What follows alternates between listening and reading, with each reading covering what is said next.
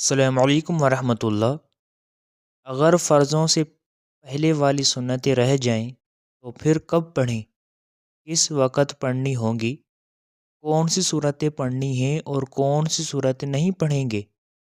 فرضوں سے پہلے مثلاً فجر کے 2 رکعت فرض ادا کرنے سے قبل 2 رکعت سنت، یا پھر اسی طرح ظہر کے فرضوں سے قبل 4 رکعت سنت، یا اسی طرح عصر کے فرضوں سے پہلے والی جو 4 رکعت سنتیں ہیں، یا پھر عشاء کے فرضوں سے پہلے والی جو 4 رکعت سنتیں ہیں، اگر یہ رہ جائیں تو پھر کب پڑھیں گے، کس وقت پڑھیں گے، کون سی سنتیں پڑھنی ہیں، کون سی سنتیں نہیں پڑھیں گے؟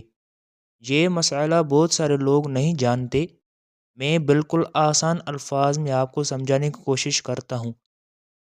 دیکھیں، سب سے پہلے اگر ظہر کی 4 رکعت سنت رہ جائیں، مثلاً اس وقت مسجد میں آئے جب جماعت ہو رہی تھی، تو اب ظاہری بات ہے جماعت میں شریک ہوں گے اور فرض ادا کریں گے، سنتیں نہیں پڑھیں گے۔ اب اگر کوئی شخص جماعت کے ساتھ شریک ہو گیا اور اس نے سنتیں نہیں پڑھی، اب وہ کب پڑھے گا؟ تو اس بارے میں علماء بیان فرماتے ہیں کہ وہ فرض ادا کرنے کے بعد جو 2 رکعت سنتیں ہیں وہ ادا کرے گا، اس کے بعد پھر یہ پہلی والی 4 رکعت سنت ادا کرے گا، اور اسی طرح جو عصر کے فرضوں سے پہلے 4 رکعت سنتیں ہیں، یہ سنت غیر موقدہ ہیں، یعنی اگر کوئی شخص پڑھتا ہے تو اجر و ثواب ہے، اگر کوئی شخص چھوڑ دیتا ہے تو کوئی گناہ نہیں ہے، نہ ہی کوئی عقابت ہے۔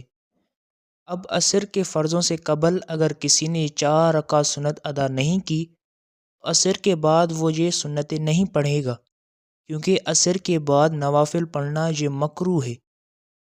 اب اگر پڑھ لی تو صحیح ہے، اگر نہیں پڑھ سکتا تو عصر کے فرضوں کے بعد یہ سنت نہیں پڑھے گا۔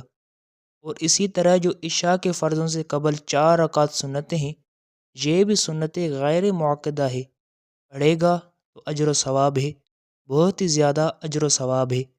اگر نہیں پڑھے گا تو کوئی گناہ کبیرہ نہیں ہے، لیکن اگر کوئی شخص بعد میں پڑھنا چاہتا ہے تو پڑھ سکتا ہے۔ امید کرتا ہوں بات سمجھ آ گئی ہوگی۔ اللہ ہم سب کا حامی و ناصر ہو، آمین ثم آمین۔